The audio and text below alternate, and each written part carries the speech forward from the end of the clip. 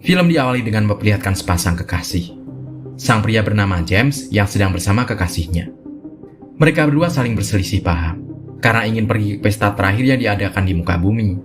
Sedangkan kekasihnya tersebut ingin bersama dengan James. James tidak mau mati dalam keadaan tersadar. Dia ingin bersenang-senang sehingga kematian itu tidak terasa berat baginya.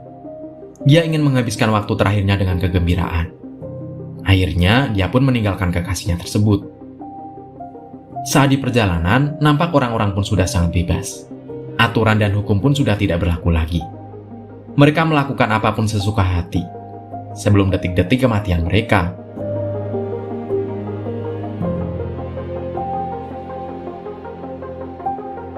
Dalam perjalanannya, James ditodong seseorang menggunakan golok.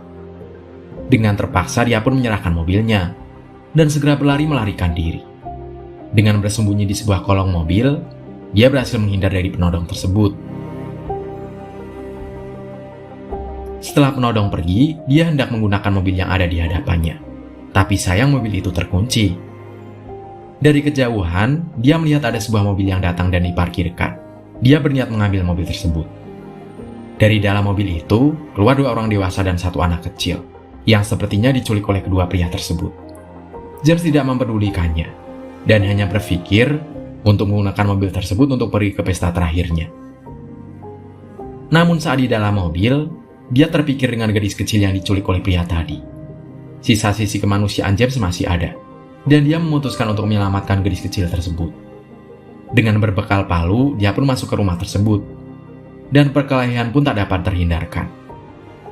James berhasil mengalahkan 2 pria tersebut, dan berhasil menyelamatkan gadis kecil tersebut.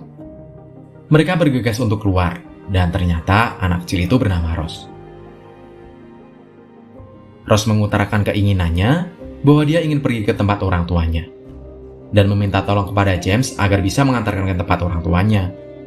Tetapi dia menolak, karena dia tidak bisa mengantarkan Rose ke sana, karena jaraknya yang terlalu jauh, dan dia pun ingin menghadiri pesta yang diadakan oleh umat manusia untuk terakhir kalinya.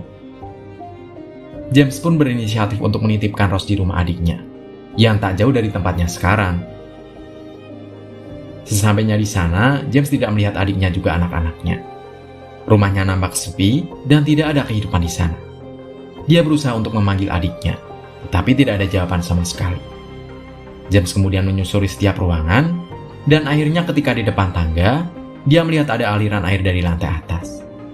Dia naik dan melihat kondisi di atas, dan mendapati adiknya sudah tewas bersama anak-anaknya. Mereka semua mengakhiri hidupnya dengan cara bunuh diri. James pun menyadari orang-orang sangat ketakutan untuk menghadapi hari pembalasan yang tak pernah terbayangkan sedikit pun oleh manusia. Bagaimana bencana itu akan menimpa mereka? Bencana dahsyat yang akan mengakhiri seluruh kehidupan yang ada di bumi.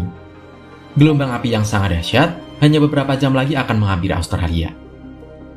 Mengetahui hidupannya tersisa sedikit lagi, sangatlah menyakitkan dan sangat menakutkan. Akhirnya, James memutuskan untuk membawa Rose ke tempat pesta terakhir yang diadakan umat manusia. Dia tak tega meninggalkan Rose di rumah adiknya, sehingga James memutuskan untuk mengajaknya. Di dalam benak James, dia sangat mencintai kekasihnya tersebut, tetapi dia tidak mau mati dalam keadaan yang sangat tersiksa, terbakar oleh gelombang panas yang akan menghampiri mereka. Dia berharap bahwa kekasihnya tersebut dapat ikut bersamanya, tetapi kekasihnya memilih untuk tetap tinggal di rumahnya.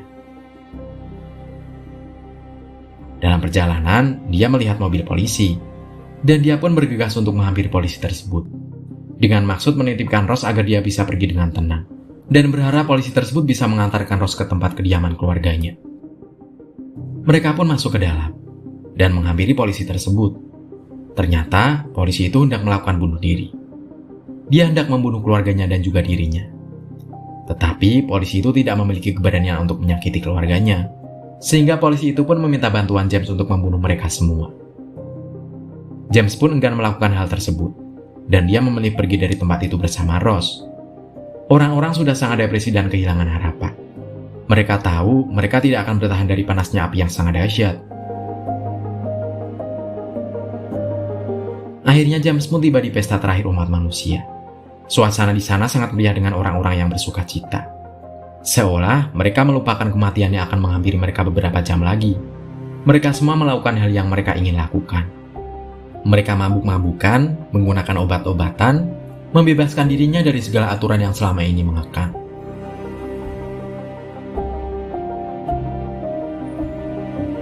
Teman-teman James di sana sudah menyiapkan ruang bawah tanah yang diisi penuh dengan makanan. Mereka semua ingin melindungi diri mereka dari gelombang api yang akan menerjang. James pun mengatakan kepada teman-temannya bahwa hal itu akan sia-sia. Efek panas yang dipancarkan oleh asteroid yang menabrak bumi sangat dahsyat dan akan menembus bumi hingga ratusan kilometer. James mengatakan kepada teman-temannya bahwa tidak ada seorang pun yang akan berhasil selamat dari bencana tersebut. Dan ini adalah akhir dari sejarah umat manusia. Seketika dia pun tidak menyukai pesta ini lagi. Dia sadar ternyata yang dia kejar hanya kesenangan yang palsu. Kini dia ingin melakukan hal yang terbaik di akhir-akhir hidupnya. Dan James pun memutuskan untuk mengantar Rose ke rumah keluarganya dan meninggalkan pesta tersebut. Setelah keluar dari pesta tersebut, ternyata mobil James sudah tidak ada. Dan dia pun memutuskan untuk berjalan kaki dengan menggendong Rose. Cuaca semakin terik dan sangat panas. Kemungkinan gelombang api sudah hampir mendekati Australia. Mereka berdua merasa seperti terbakar dan merasakan haus yang teramat sangat. Akhirnya, James dan Rose menemukan sebuah taksi. Dan James akhirnya menuju ke sebuah tempat. Sesampainya di sana, ternyata itu adalah rumah ibunya James. Dia sudah sangat lama tidak mengunjungi ibunya. Dan ini adalah waktu yang tepat untuk menemui sang ibu. James pun membiarkan Rose untuk beristirahat di sana. James kemudian menghampiri sang ibu dan berbicara dengan ibunya. Setelah sekian lama dia tidak berbicara dengan ibunya. Kesalahan di masa lalu membuat hubungan ibu dan anak ini tidak harmonis. Membuat mereka tidak saling berbicara, dan tidak juga saling mengunjungi untuk waktu yang cukup lama. Akhirnya ego dari ibu dan anak ini pun luluh. Mereka berdua melupakan kejadian di masa lalu dan saling memaafkan. Karena mungkin ini adalah waktu yang tepat untuk mereka meluapkan semua emosi yang telah terpendam sejak lama. Karena tidak mungkin lagi ada waktu bagi mereka untuk melakukan hal tersebut. Akhirnya dia memutuskan untuk pergi, dan dia membawa 2 tangki bensin untuk persediaan selama di perjalanan. Dia pun berpamitan pada sang ibu, dan mungkin ini adalah kali terakhir James bisa melihat ibunya. Begitu pula dengan ibunya.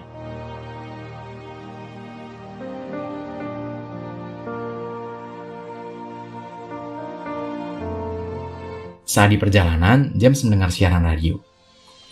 Penyiar radio tersebut menginformasikan bahwa seluruh daratan Amerika sudah musnah hangus terbakar. Begitu juga dengan tepian barat Eropa. Penyiar radio juga menginformasikan bahwa tidak ada orang yang selamat dari gelombang api yang menerjang mereka. Akhirnya, James dan Rose pun tiba di rumah neneknya Rose. Rose langsung turun dari mobil dengan rasa bahagia, karena dia akan bertemu dengan ayah beserta keluarganya yang lain. Rose terpisah dengan keluarganya saat ayah dan ibunya hendak pergi ke rumah tersebut. James dan Rose lalu masuk ke dalam rumah. Tapi, di sana sangat sepi, tidak ada seorang pun di rumah tersebut. Bahkan, suara mereka pun tidak terdengar sama sekali. Rose berusaha memanggil sang ayah.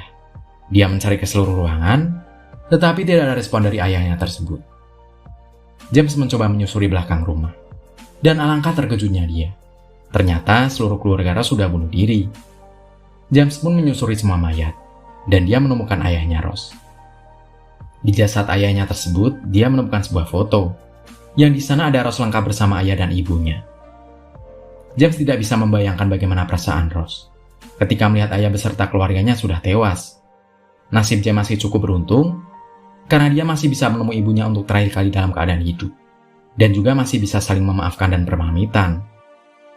Akhirnya, Rose pun datang menghampiri James.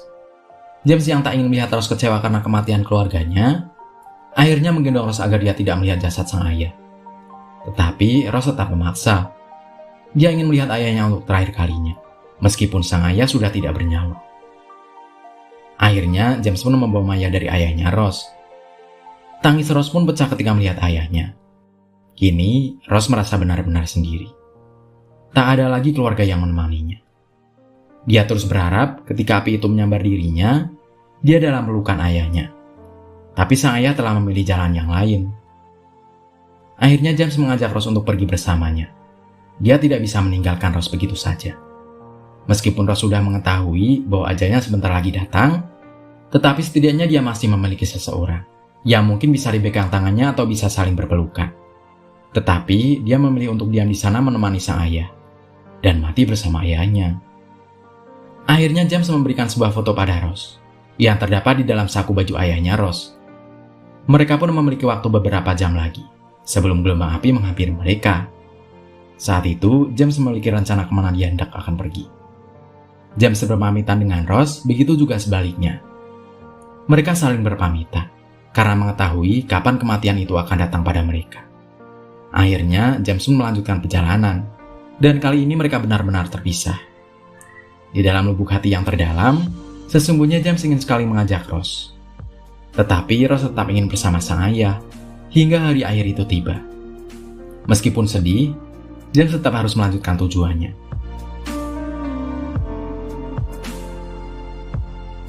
James mengendarai mobilnya dan pergi ke rumah kekasihnya. Dia merasa telah salah meninggalkannya. Suasana di jalanan pun sudah sangat sepi.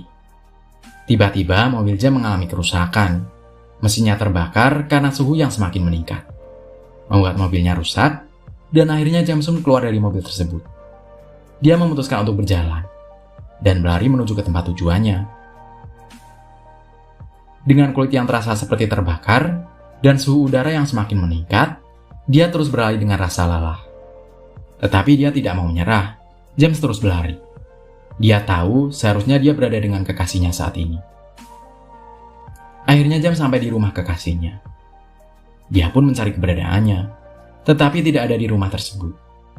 Lalu dia pun memutuskan untuk pergi ke pantai, di mana itu adalah tempat favorit di mana kekasihnya biasa berdiam. Akhirnya dia menemukan kekasihnya di pantai. James kemudian meminta maaf dan menyesal telah meninggalkannya. Dia mengutarakan betapa dia sangat mencintai kekasihnya tersebut. Tetapi di hadapan mereka, sudah menanti gelombang api yang sangat besar yang siap melahap mereka. Dan akhirnya, gelombang api panas itu pun menerjang mereka berdua, menghapus harapan dan cinta yang datang dengan terlambat. Kemudian, film pun berakhir.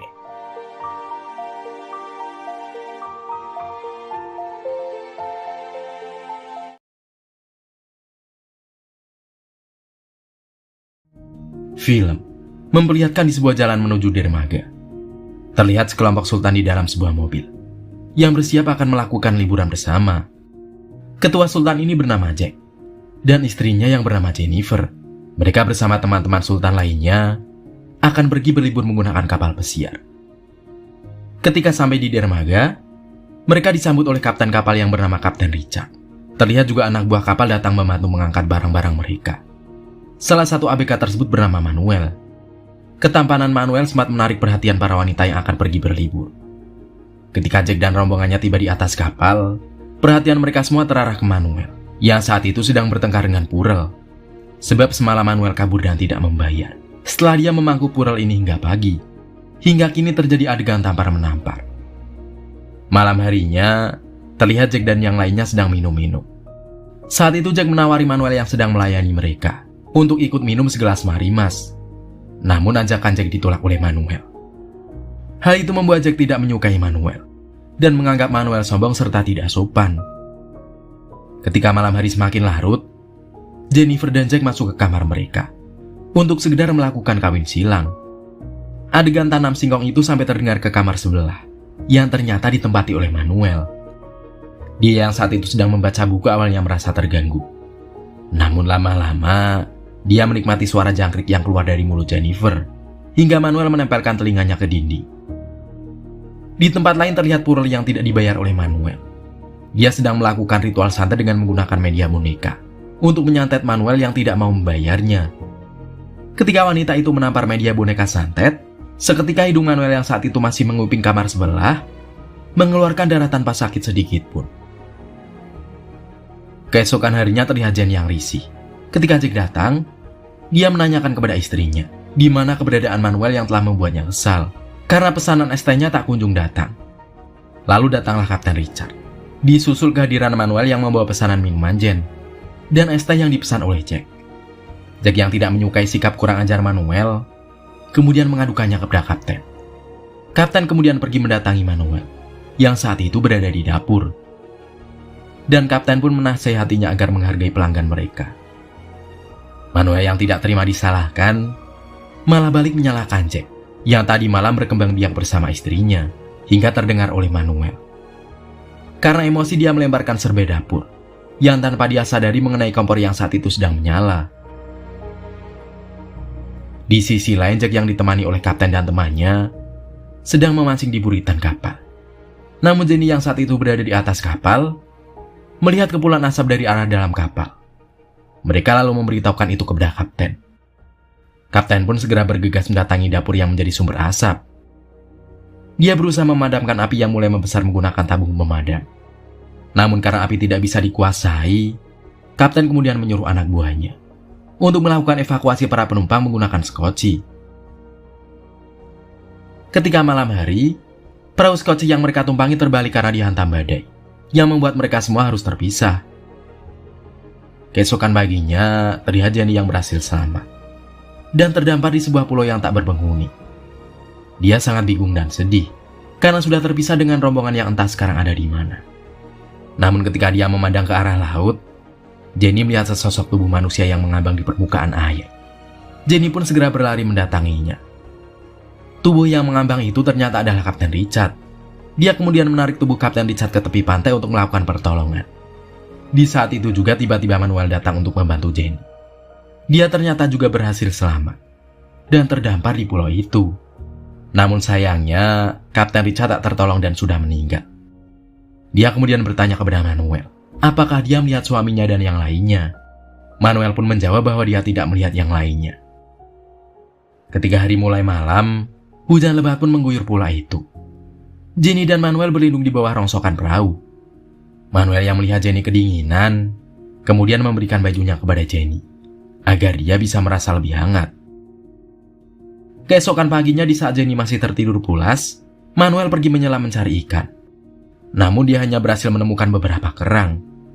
Sementara itu, ketika Jenny terbangun dari tidurnya, dia melihat kapten telah dikubur oleh Manuel. Ketika dia memandang ke arah pantai, Jenny melihat Manuel yang baru saja menyelam. Dia kemudian pergi mandi di tepi pantai.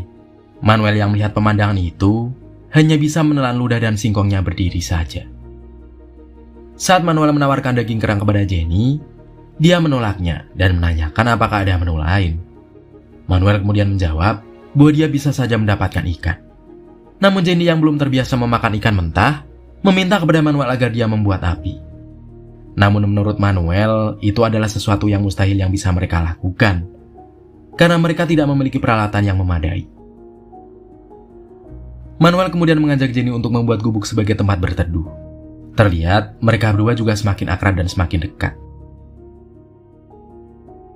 Menjelang sore, Manuel mengajak Jenny untuk mandi bersama sambil berbincang. Saat itu Jenny menanyakan kepada Manuel, kenapa dia menampar pacarnya waktu itu. Manuel hanya mengatakan bahwa wanita itu bukan pacarnya. Dia hanya purel yang selalu dia pangku setelah pulang kerja.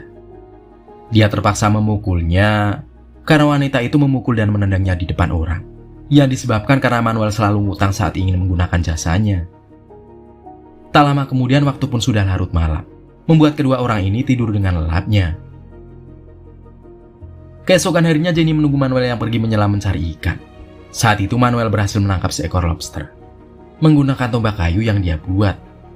Ketika dia berjalan di batu karang, tiba-tiba dia melihat tubuh Jack yang saat itu terdampar di batu karang. Akhirnya Manuel pun menolong Jack. Di sisi lain, saat itu Jenny sedang mengocok batang berusaha membuat api. Namun sayang dia tidak berhasil dan membuatnya sangat kesal. Tak lama kemudian dia mendengar panggilan Jack. Jenny segera berlari setelah melihat suaminya masih hidup. Terlihat dia sangat bahagia memeluk suaminya. Mereka berdua pun membaringkan Jack yang terlihat lemas. Saat Jack sudah tertidur, Jenny mendatangi Manuel untuk berterima kasih karena Manuel sudah mau menyelamatkan suaminya. Manuel pun berkata sambil bercanda kalau dia hampir saja tidak mau menolong suami Jenny, sebab dia ingin menjadi pengganti suami Jenny. Keesokan paginya ketika Jack terbangun dari tidurnya, dia terlihat cemburu setelah melihat keakraban istrinya dengan Manuel, yang saat itu sedang belajar mencari ikan. Namun dia masih tetap mencoba menahan kecemburuannya itu. Ketika Jenny dan Manuel mendatangi Jack, Jenny kegirangan setelah melihat Jack berhasil membuat api. Ternyata Jack memiliki sebuah korek api. Hal ini membuat Jenny memeluk mesra Jack. Namun saat itu, Manuel tidak begitu menyukai kemesraan mereka. Manuel yang merasa tak nyaman berada di antara mereka, kemudian pergi meninggalkan mereka untuk kembali menyelam. Saat itulah Jack mulai menampakkan kecurigaannya kalau sesuatu telah terjadi di antara Jenny dan Manuel. Namun, Jenny berusaha meyakinkan suaminya bahwa tidak terjadi apa-apa di antara dia dan Manuel, karena Manuel adalah orang yang baik, yang sudah menjaganya selama 2 hari ini. Jenny kemudian meninggalkan Jack untuk berenang. Ketika siang, Jack terlihat kesal karena dia tidak menemukan sumber air pada buah kelapa. Jenny yang mendatanginya memberitahukan kepada Jack kalau dia ingin mendapatkan air yang banyak, dia harus mengambil kelapa yang sudah tua. Tak lama kemudian Manuel datang menuju gubuk.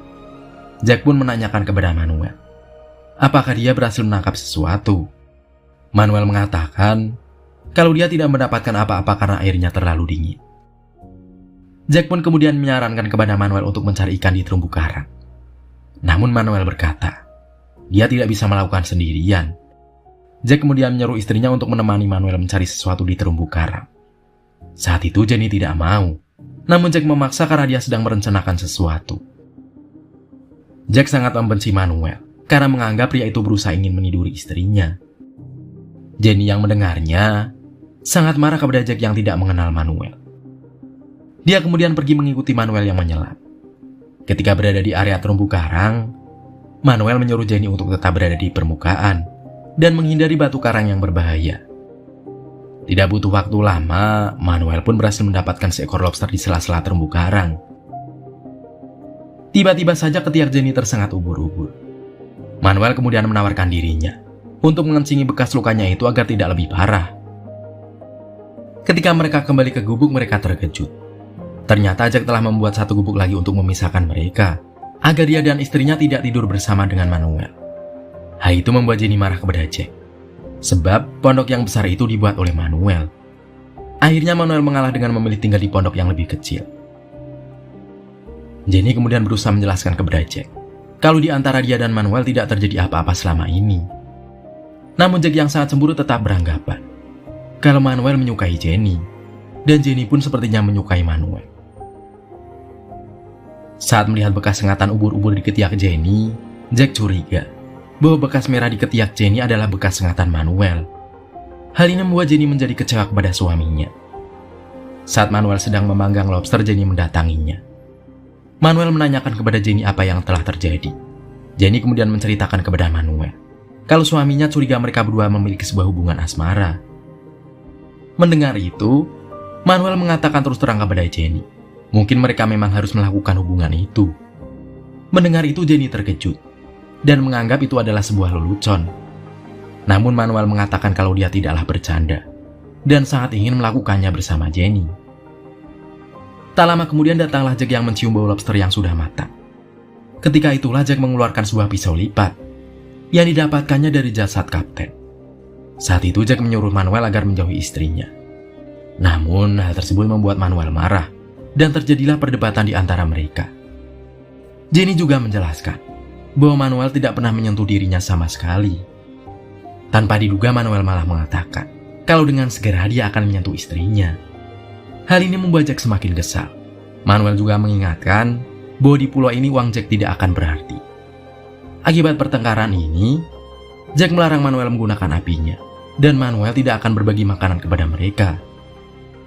Akan hal itu, Jenny menyalahkan Jack yang melakukan hal bodoh, karena Jack dan Jenny tidak bisa mencari makan di pulau itu. Namun Jack yang keras kepala, bersikeras kalau dia akan mencari makanan. Esok paginya Jack berusaha mencari ikan menggunakan tombak kayu. Namun dia yang belum berpengalaman, tidak berhasil mendapatkan seekor ikan. Ketika siang Jack mengajak istrinya berburu kepiting. Namun saat dimakan mereka berdua muntah-muntah. Mereka lalu pergi menyelam untuk mencari kerang dan merasa sangat bahagia saat mendapatkan satu kerang. Namun saat itu mereka melihat Manuel sedang membawa beberapa ikan yang dia dapat dari hasil menyelam. Jack kemudian memutuskan untuk pergi menyelam ke tempat batu karang. Sementara Jenny pergi ke pantai untuk memakan kerang yang dia dapatkan. Namun Jenny kembali memutahkannya.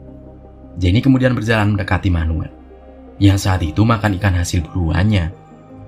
Dia bertanya kepada Manuel apakah dia marah kepadanya. Manuel pun menjawab Kalau dia tidak marah kepadanya, Manuel juga menawari Jenny untuk ikut makan bersamanya. Namun, Jenny menolak karena takut ketahuan Jack. Manuel berusaha membujuk Jenny untuk memakannya, dan berjanji tidak akan memberitahukan Jack. Walau awalnya menolak, namun karena sudah merasa sangat lapar, akhirnya Jenny memakan ikan hasil tangkapan Manuel. Jenny pun meminta beberapa potong ikan untuk dibakar di pondoknya. Manuel pun dengan senang hati mempersilahkan Jenny untuk membawa beberapa potong ikan. Tapi tanpa diduga, tiba-tiba Jenny memberikan kecupan kepada Manuel. Sementara itu, Jack yang tidak memiliki kacamata dan peralatan berburu hanya bisa menangkap ikan kecil yang terjebak di batu karang. Tak lama kemudian Jack terlihat kembali. Jenny segera menghabiskan ikan itu. Terlihat Jack hanya mendapatkan 3 ekor ikan kecil. Tanpa diduga ketika dia menyalakan rokok menggunakan ranting kayu, dia mencium bau ikan yang Jenny bakar tadi. Jack menanyakan kepada istrinya, apakah dia meminta ikan kepada Manuel. Jenny pun berusaha mengelaknya. Namun karena terus didesak, Jenny akhirnya mengaku kalau dia telah mencuri ikan Manuel. Jack yang masih curiga kemudian mengatakan kepada Manuel kalau istrinya telah mencuri ikannya. Namun dengan santai Manuel mengatakan kepada Jack bahwa Jenny tidak perlu mencuri ikannya, karena dengan senang hati Manuel akan memberi ikannya kepada wanita yang dicintainya. Jack yang mendengarnya langsung naik pitam, hingga terjadilah perkelahian antara Jack dan Manuel. Jenny pun berusaha melerai suaminya yang berkelahi. Jack lalu mengambil ikan yang dibakar oleh Manuel, karena dia telah mencuri apinya. Pada keesokan paginya di saat Manuel masih tertidur, Jack mengambil kacamatanya untuk pergi menyelam. Tak lama kemudian Jenny terbangun, dan tidak menemukan sang suami di sampingnya. Dia pun berteriak memanggil Jack. Manuel yang mendengar itu pun terbangun, dan Manuel memandang Jenny dengan tatapan penuh nafsu. Tak lama kemudian Manuel baru sadar bahwa kacamata renangnya sudah tidak ada. Dia yakin bahwa Jacklah yang telah mengambilnya. Manuel yang marah kemudian mengambil tombaknya untuk menghabisi Jack, namun dihalangi oleh Jenny.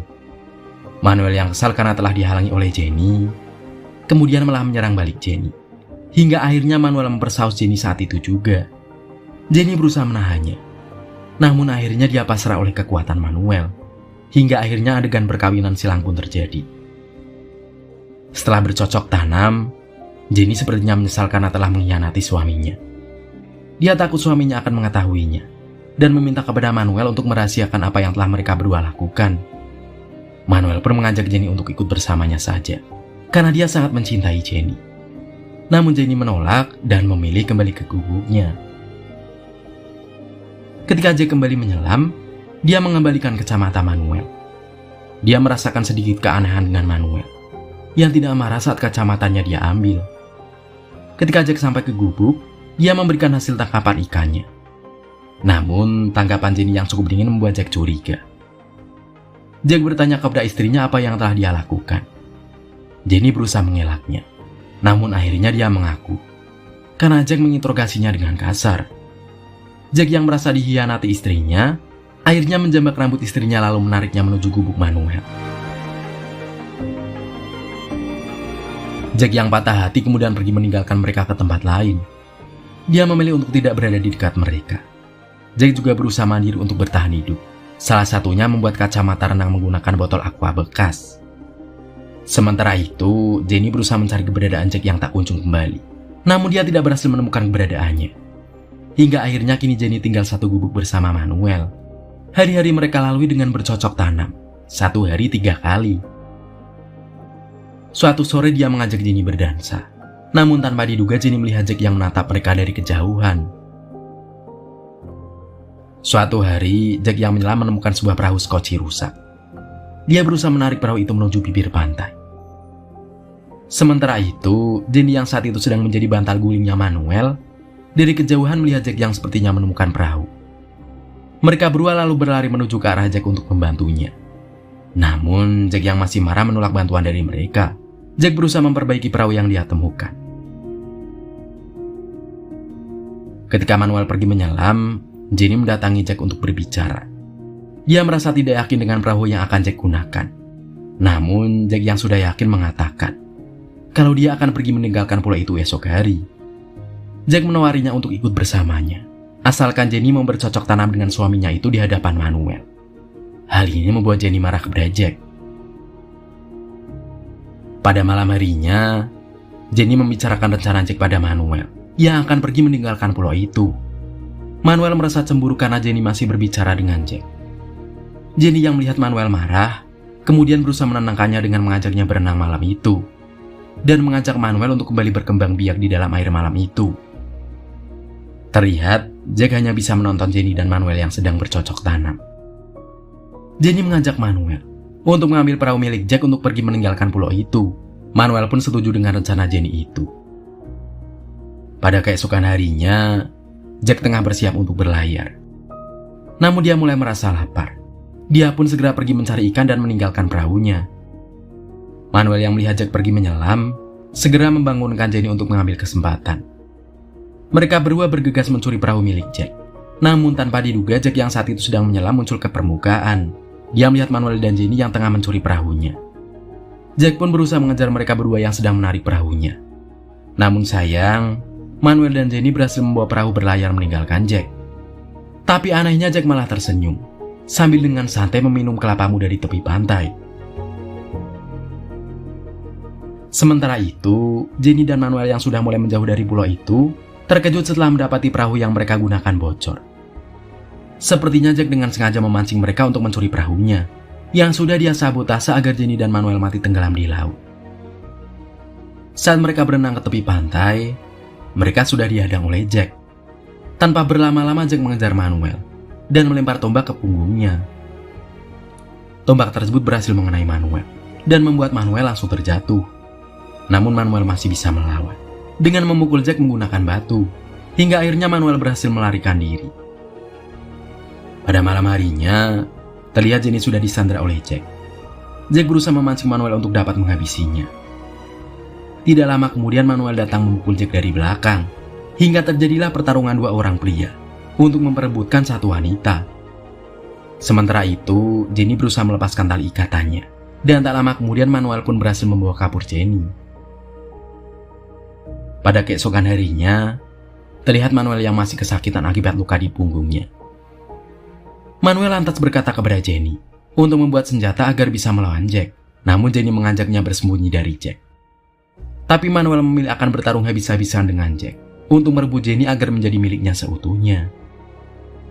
Sementara itu, Jack terus mencari keberadaan Manuel. Hingga akhirnya dia berhasil menemukan keberadaan Manuel dan Jenny yang bersembunyi di atas pohon. Jack kemudian melemparkan tombaknya yang tepat mengenai Manuel. Manuel yang kesakitan kemudian terjatuh. Saat Jack bersiap menghabisi Manuel, Jenny melompat menolong Manuel, sehingga memberi kesempatan kepada Manuel untuk meraih sebuah batu. Namun saat Manuel akan menghantamkan batu itu kepada Jack, yang tengah bergulat dengan Jenny, tiba-tiba saja punggungnya merasa sangat sakit akibat lukanya. Hingga akhirnya tubuhnya terjatuh ke belakang, dan menimpa tombak milik Jack yang tertancap di tanah. Seketika itu pun Manuel langsung tewas. Melihat itu akhirnya Jack dan Jenny pun berdamai. Waktu pun terus berlalu. Suatu hari sebuah kapal datang mendekati pulau itu. Kapal itu berisi satu keluarga yang sedang berlibur. Mereka mendatangi pulau itu setelah melihat sebuah gubuk di sana. Ketika mereka sampai di gubuk, mereka menemukan Jenny yang sendirian sedang tertidur. Jenny yang mengetahui kedatangan mereka sangat bahagia, karena dia merasa tak percaya dengan apa yang dilihatnya. Keluarga itu kemudian mengajak Jenny meninggalkan pulau itu. Jenny mengambil korek api milik Jack. Saat berada di dalam kapal, terlihat Jenny yang ditemani oleh kedua anak pemilik kapal sedang menyantap makanan yang diberikan kepadanya. Jenny pun dengan rakus langsung melahap nikmatnya makanan itu. Setelah itu ketika kapal yang ditumpangi oleh Jenny melewati sisi lain pulau, terlihat Jack yang sedang menyelam dan mendapatkan seekor ikan. Jack merasa sangat senang dan melihat Jenny ada di kapal itu. Jack meminta Jenny agar menyuruh kapal itu berhenti. Namun, Jenny yang saat itu sendirian di buritan kapal dan sangat dendam dengan suaminya karena telah membunuh selingkuhannya yaitu Manuel, hanya menatap Jack dengan tatapan penuh kebencian dan membiarkan Jack terperangkap di pulau itu untuk selamanya. Hingga akhirnya, film pun berakhir.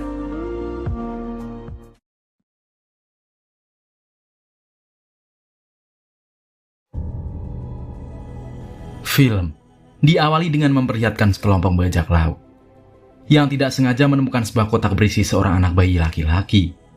Hal itu pun membuat sang kapten sangat senang, sebab dirinya bisa menjual seorang anak dengan harga yang sangat tinggi kepada seorang wanita bernama Grintat. Setelah itu anak tersebut akhirnya dikirimkan ke rumah Nyonya Grintat. Akan tetapi pihak pengiriman salah memberikan paket itu, sehingga anak tersebut sampai di sebuah pulau bernama Moroland. Di sana ternyata hanya ada 4 penduduk saja yang tinggal. Sehingga saat anak itu sampai, mereka cukup dibuat keheranan. Namun, sang raja bernama Alfo di pulau itu merasa iba terhadap anak itu, sehingga dirinya meminta kepada Nyonya Was untuk merawat anak itu. Dan raja pun memberikan sebuah nama kepada anak tersebut, yaitu Jim Button.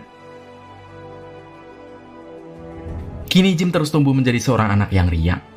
Di sana Lukas sangat sering mengajak Jim untuk menghabiskan waktunya bersama. Pada suatu hari penasihat Silver datang ke tempat Jim. Di sana dia memberikan beberapa baju kotor untuk laundry di tempat Nyonya Was. Hal itu pun membuat Jim harus membawa baju-baju itu ke tempat pencucian yang ada di rumahnya. Dan tanpa sengaja Jim menemukan sebuah kotak yang berisikan semua masa lalu mengenai dirinya sendiri. Dan membuatnya sadar kalau dia bukanlah berasal dari tempat tersebut. Dengan segera Jim yang merasa penasaran langsung menanyakan beberapa hal kepada Lukas. Tetapi saat Lukas mencoba menjelaskan sesuatu, tiba-tiba saja raja meminta Lukas untuk datang ke tempatnya. Sehingga Lukas tidak jadi untuk menjawab pertanyaan yang diberikan oleh Jim. Setelah itu Lukas sampai di kediaman sang raja. Di sana sang raja mengatakan kepada Lukas kalau harus ada seseorang yang meninggalkan pulau itu, sebab populasi di sana sudah sangat penuh. Raja juga menginginkan Emma untuk meninggalkan pulau itu. Namun, Lukas yang merupakan pemilik dari kereta bernama Emma itu tidak mau untuk melakukannya, sebab Emma telah dianggap sebagai keluarganya sendiri. Namun sang raja tetap pada keinginannya, sebab semua itu dia inginkan agar suatu saat nanti Jim yang tumbuh dewasa dapat tinggal di sana dengan keluarganya. Kemudian Lukas menemui Nyonya Was dan mengatakan kalau dia akan pergi dari pulau itu bersama Emma keretanya. Tanpa diduga Jim mendengar semua pembicaraan mereka. Dia pun meminta agar Lukas membawanya pergi bersama dari pulau itu, sebab Jim sendiri ingin mencari tempat asal dia yang sebenarnya. Lukas yang mendengarnya pun setuju untuk membawa Jim pergi bersamanya.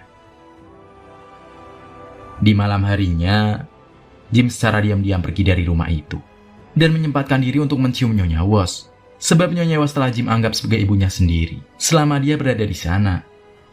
Kemudian Jim segera pergi ke dermaga, yang mana di sana sudah ada Lukas yang menunggunya, bersama Emma si kereta yang sudah dimodifikasi oleh Lukas, agar bisa berlayar di lautan.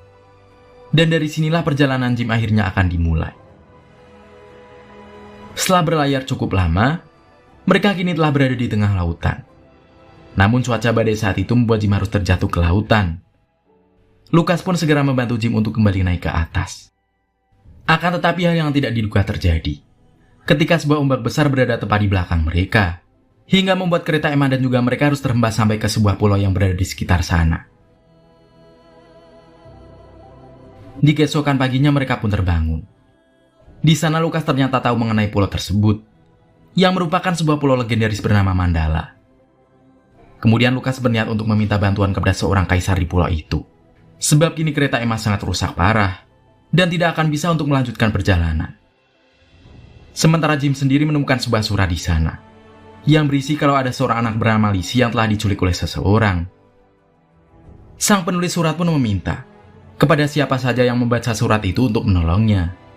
Namun, Lukas dan Jim tentu saja tidak tahu untuk memberikan surat itu kepada siapa, sebab mereka tidak tahu siapa yang menulisnya, dan juga anak yang hilang itu. Setelah itu, Jim dan juga Lukas masuk ke dalam kota di pulau itu. Di sana Jim sangat terpukau ketika melihat semua hal baru yang sebelumnya tidak pernah dia lihat. Di sana mereka menemukan sebuah jawaban atas surat yang sebelumnya Jim temukan, yaitu sang putri dari pulau itulah yang telah hilang. Namun ketika mereka akan menemui sang kaisar, penjaga di sana tidak mengizinkannya, sebab sang kaisar sedang sibuk dengan pekerjaannya. Lalu datanglah seorang pelayan kerajaan bernama Pingpong. Dia pun bersedia untuk membantu mereka di sana. Pingpong sendiri sadar kalau Lukas dan juga Jim sangat kelaparan. Karena itulah dia segera mengajak mereka untuk makan terlebih dahulu. Kemudian Pingpong yang sudah memberikan makanan kepada mereka menjelaskan kalau kini sang kaisar tidak mau bertemu dengan siapapun, sebab dirinya merasa sangat sedih setelah putri kesayangannya diculik oleh seseorang. Di sana dia juga tidak akan pernah mau keluar dari kamarnya sebelum putrinya itu ditemukan. Hal itu pun membuat Lukas dan juga Jim meminta kepada Pingpong untuk mempertemukannya dengan sang kaisar.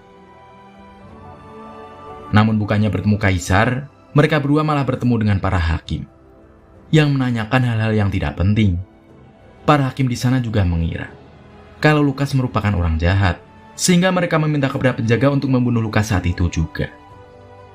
Namun Lukas yang cukup mahir dalam bela diri mampu mengatasi semua penjaga di sana. Tapi sialnya, Jim dijadikan sandera oleh mereka, yang membuat Lukas mau tidak mau harus menyerah saat itu. Namun tiba-tiba sang kaisar datang. Saat itu sang kaisar sangat marah kepada para hakim, sebab mereka telah memperlakukan tamunya dengan sangat tidak baik. Kaisar pun segera meminta pasukannya untuk menangkap para hakim itu, serta membebaskan Lukas dan juga Jim saat itu juga. Kemudian Pingpong mengatakan kalau beberapa hari kebelakang dirinya menemukan sebuah surat di tepian pantai. Akan tetapi dia tidak mengerti maksud dalam surat itu, sebab ada beberapa bagian yang telah hilang. Hal itu pun membuat Jim langsung teringat dengan surat yang dia temukan juga. Dan benar saja, saat surat mereka berdua digabungkan, terjawablah kalau isi dari surat itu adalah sang putri dan beberapa orang lainnya yang telah diculik oleh sekelompok bajak laut. Dan kini mereka telah dijual kepada Nyonya Grentat. Akan tetapi mereka tidak mengerti mengapa hal itu bisa terjadi. Karena itulah Pingpong segera meminta para tetua kerajaan untuk berkumpul di sana. Karena menurut Pingpong, hanya merekalah yang dapat membantu untuk membawa putri kembali ke sana. Setelah itu para tetua mulai menjelaskan kepada Jim dan juga Lukas. Apabila mereka akan pergi ke kota naga yang merupakan tempat tinggal Nyonya Grentat, mereka harus melalui sebuah hutan yang sangat besar, kemudian melewati sebuah pegunungan, dan juga lembah senja, yang selama ini telah dianggap cukup angker oleh warga di sana. Karena itulah Jim dan juga Lukas harus yakin, apabila mereka akan benar-benar akan pergi ke sana untuk menyelamatkan sang putri. Akan tetapi, semua rintangan itu sama sekali tidak mematahkan semangat Lukas dan juga Jim, sehingga mereka pun akhirnya memulai perjalanan untuk sampai di kota naga tersebut.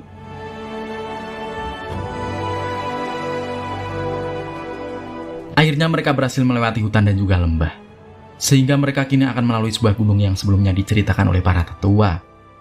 Untuk melewati gunung itu, mereka harus melalui dulu lembah yang cukup angker itu.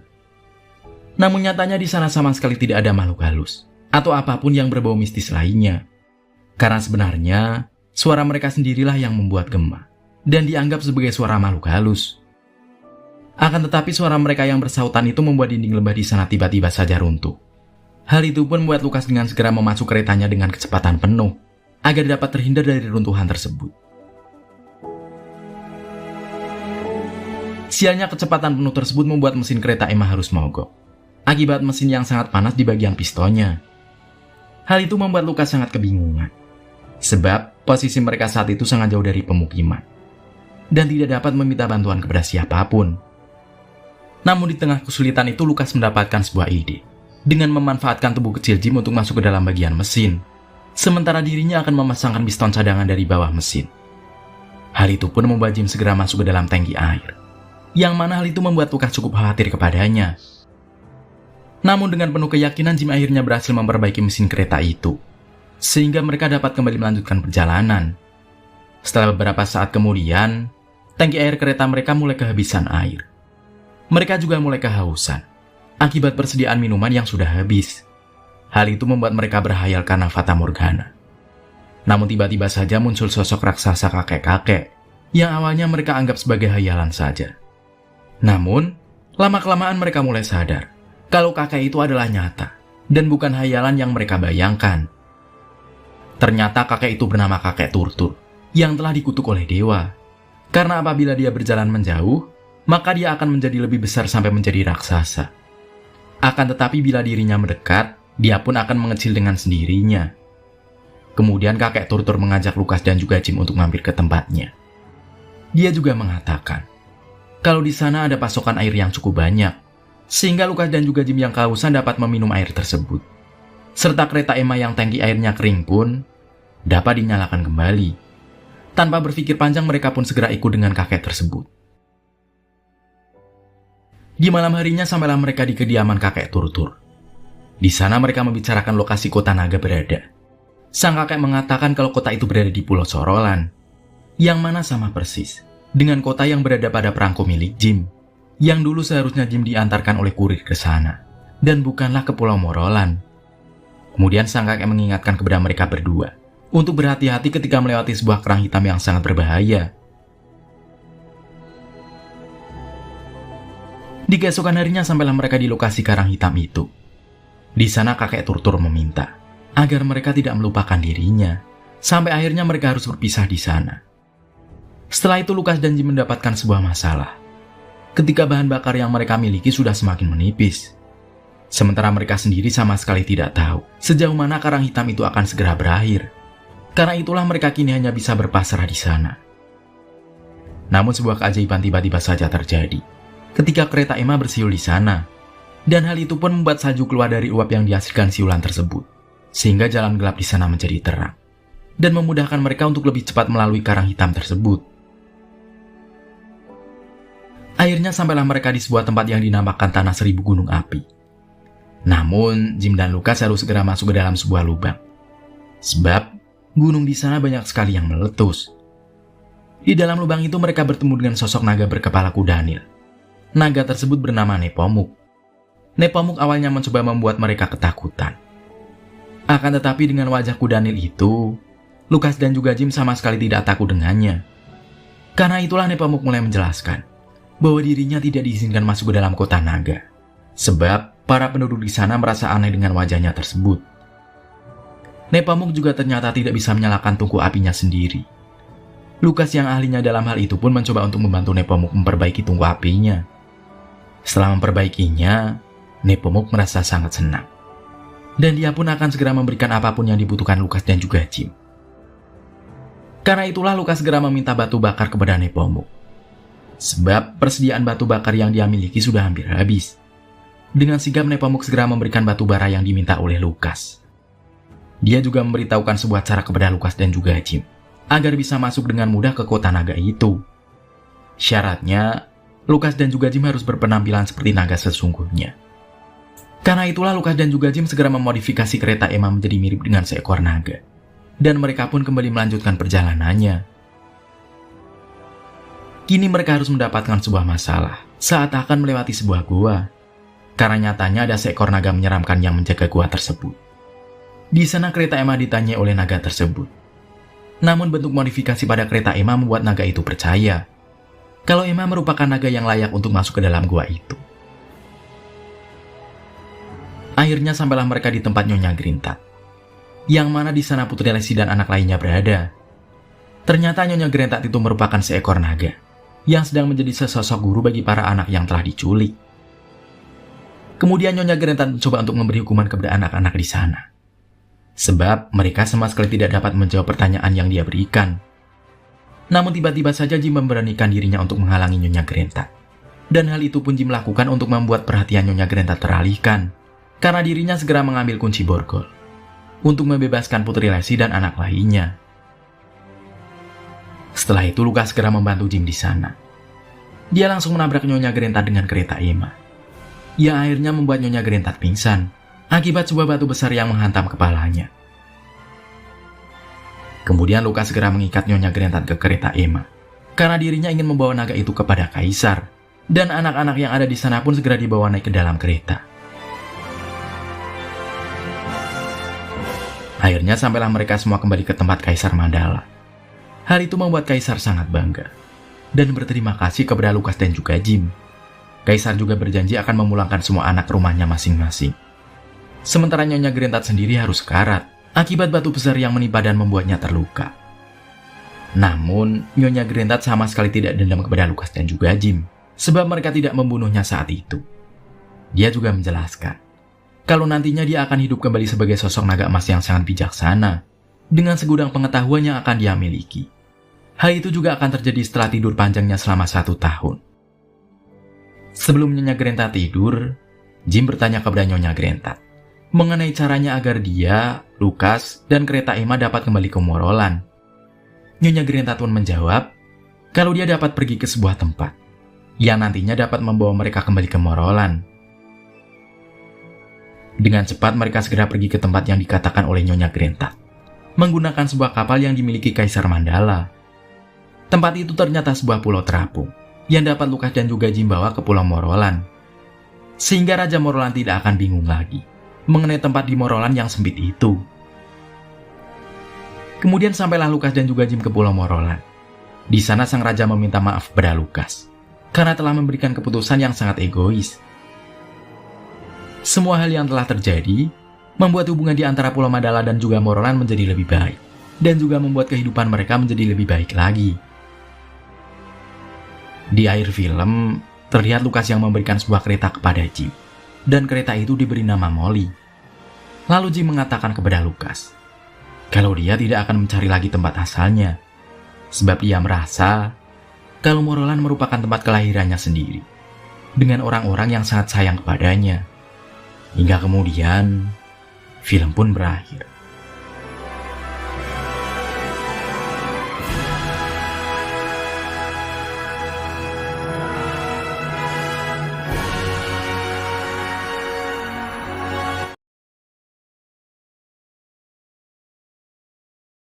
Film diawali dengan memperlihatkan seorang wanita cantik bernama Jessica Watson.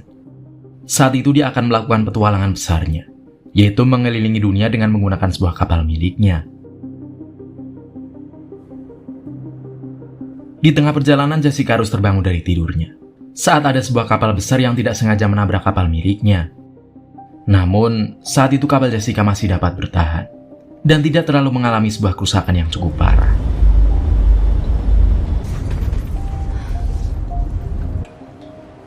Kini Jessica harus meminta tolong kepada kerabatnya yang bernama Ben untuk membantu dirinya memperbaiki beberapa bagian perahu yang rusak. Namun Ben merasa kalau semua kerusakan yang Jessica jelaskan sangatlah parah, sehingga dia meminta kepada Jessica untuk segera kembali ke daratan. I couldn't help myself. Focus. Okay, give me your coordinates. Di keesokan harinya Jessica pun sampai di dermaga. Di sana sudah banyak sekali wartawan yang menunggu pulangannya itu, sebab semua orang saat itu merasa heran dengan keberangkatan Jessica yang hanya sebentar saja. Setelah itu Jessica melakukan sebuah konferensi pers. Di sana ada beberapa wartawan yang mencoba untuk menyudutkan Jessica. Karena menurut mereka, Jessica adalah seseorang yang lemah. Sebab hanya karena sedikit kerusakan saja, membuatnya kembali dalam pelayarannya. Wartawan itu juga meminta kepada Jessica untuk mempersiapkan mentalnya terlebih dahulu apabila ingin melakukan hal-hal ekstrim seperti itu. Hal itu pun membuat Jessica sedikit tersulut emosi dan mengatakan bahwa dia akan segera membuktikan kepada dunia kalau dia benar-benar mampu mengelilingi dunia di usianya yang masih sangat muda.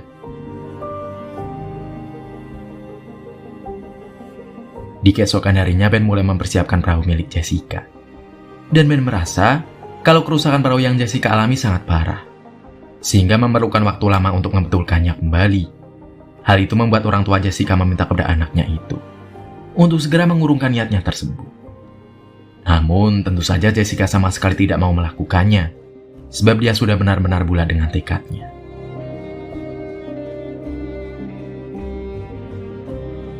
Kemudian Ben mencoba mengajak Jessica pergi ke sebuah tempat, yang merupakan sebuah bengkel di mana perahu milik Jessica diperbaiki. Setelah sampai, Jessica pun merasa sangat senang, sebab perahu miliknya itu sudah dapat digunakan kembali. Sehingga Jessica pun akan segera kembali melakukan pelayarannya. Setelah selesai dengan semua persiapan, Jessica pun berpamitan kepada keluarga dan teman-temannya. Dia juga sangat berterima kasih kepada Ben, yang sudah berperan penting dalam pelayarannya saat itu, hingga akhirnya Jessica melakukan pelayarannya tersebut. And outrunning the government bill. That's good. 3, 2. Dengan penuh semangat, Jessica pun sangat yakin kalau pelayarannya kali ini akan sukses dan membuatnya terkenal di dunia.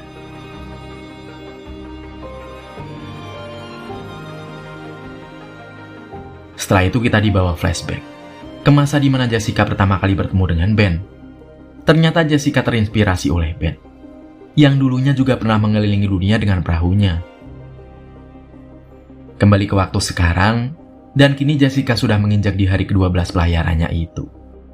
Dia pun selalu aktif dalam membuat vlog di pelayarannya tersebut.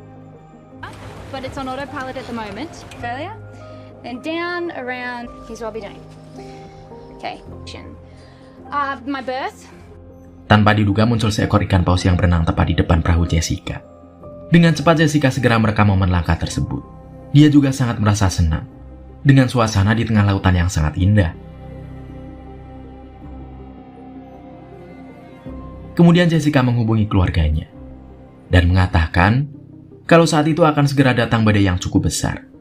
Hal itu pun membuat Ben segera meminta kepada Jessica untuk menurunkan layar perahunya. Hal itu agar perahu tersebut tidak terbawa oleh angin yang sangat kencang.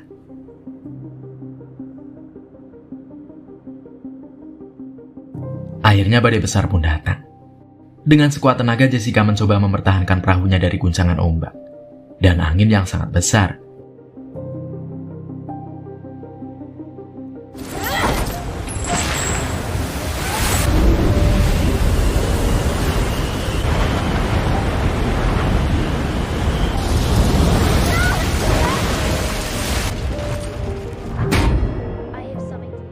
Setelah berhasil, Jessica tidak lupa untuk mengabarkan keadaannya kepada keluarganya.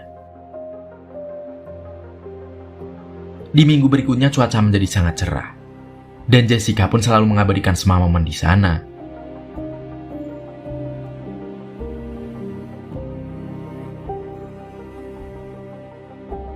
Kini waktu pun terus berlalu, dan pada hari ke-113 di lautan, secara tiba-tiba saja lautan menjadi sunyi. Karena hembusan angin dan ombak sama sekali tidak ada saat itu. Sehingga perahu Jessica hanya diam di posisinya. Dan hal itu pun berlangsung selama berhari-hari, sampai membuat Jessica sangat bosan. Jessica pun segera menelpon ibunya, dan mengatakan kalau saat itu dia sangat kesepian di sana. Hal itu tentu saja membuat keluarganya sangat khawatir kepadanya. Namun Jessica tetap mengatakan kalau dia akan baik-baik saja. Setelah itu Jessica mencoba membuat sebuah vlog yang menceritakan perasaannya di saat perahu miliknya sama sekali tidak bergerak. Jessica juga mengatakan kalau semua orang yang berada di posisinya saat itu maka akan merasakan sebuah kebosanan yang sangat menyiksa diri.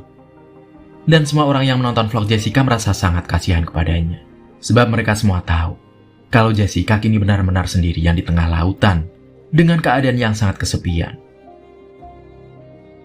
Setelah beberapa waktu berlalu, angin pun kembali berhembus dan membuat Jessica kembali melanjutkan pelayarannya. Semua itu juga membuat beberapa media menyorot kegiatan Jessica itu.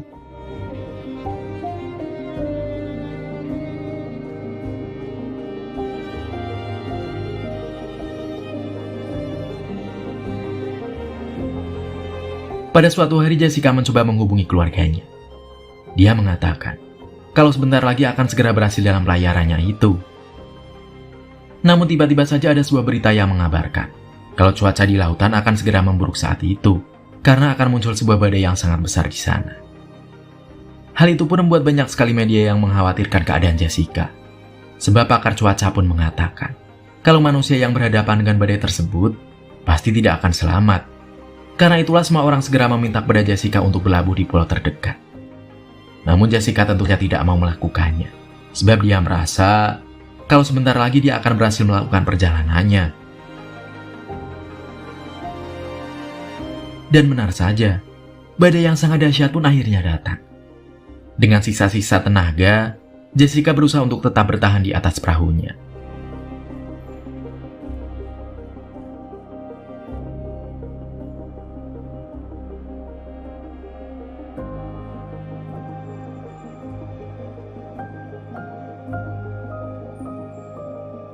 Badai itu pun tentu saja membuat Jessica merasa sangat ketakutan, sebab dia baru pertama kali merasakan badai seperti itu.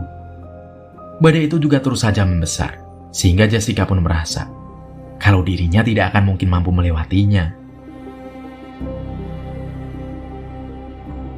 Dengan penuh keputusasaan, Jessica mencoba untuk menghubungi keluarganya. Dia mengatakan kalau selama hidupnya dia sangatlah mencintai keluarganya. Dan tidak lupa Jessica meminta doa kepada keluarganya untuk keselamatannya saat itu. Hal itu membuat semua keluarga Jessica sangat khawatir.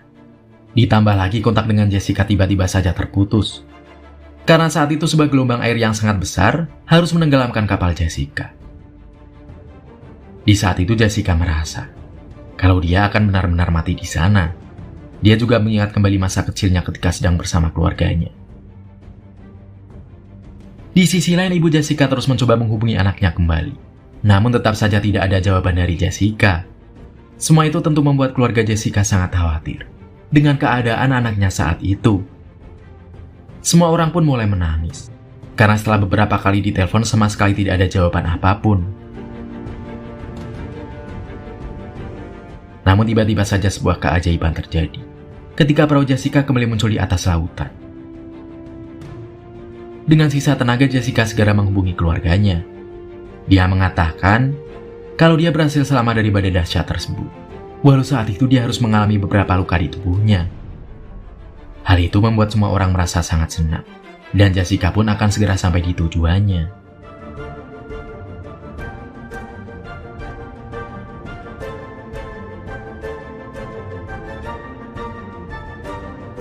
Akhirnya perahu Jessica akan segera sampai di tempat berlabuh. Di sana sudah ada puluhan ribu orang yang menanti kedatangannya, karena sebentar lagi rekor dunia akan segera tercipta dengan berhasilnya Jessica melakukan pelayaran mengelilingi dunia di usia yang masih sangat muda.